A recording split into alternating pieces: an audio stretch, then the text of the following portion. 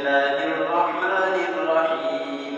يا أيها الذين آمنوا لا تتخذوا الذين اتخذوا دينكم هزوا ولعبا من الذين أوتوا الكتاب من قبلكم والكفار أولياء واتقوا الله إن كنتم مؤمنين.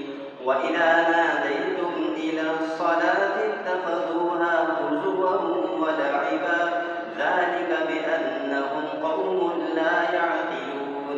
قل يا أهل الكتاب هل تنقمون منا إلا أن آمنا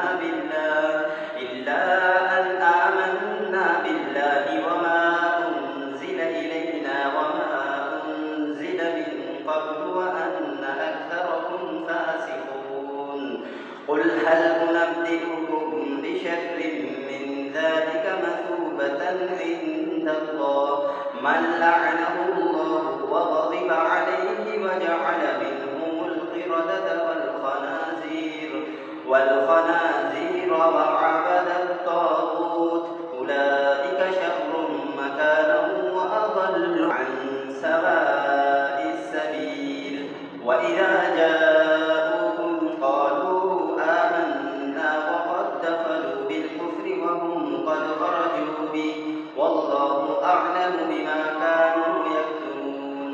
وترى كثيرا منهم يسارعون في الإثم والعدوان وأكلهم السحت لبئس ما كانوا يعملون. لولا ينهاهم الربانيون والأحبار عن قولهم الإثم وأكلهم السحت لبئس ما كانوا يصنعون.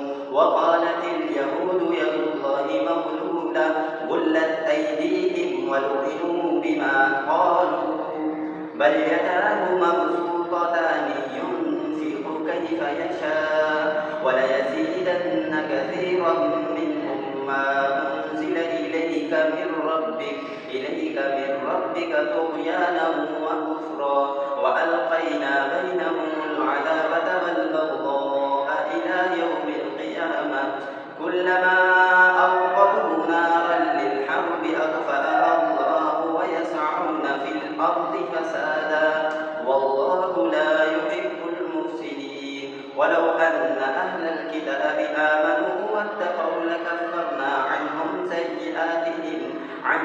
سيئاتهم ولأدخلناهم جنات النعيم.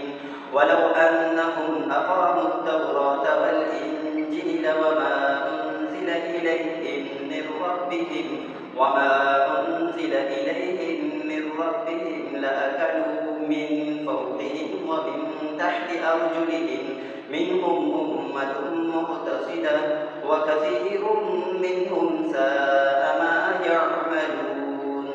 Surah Al-Ma'idah buku nomor 9.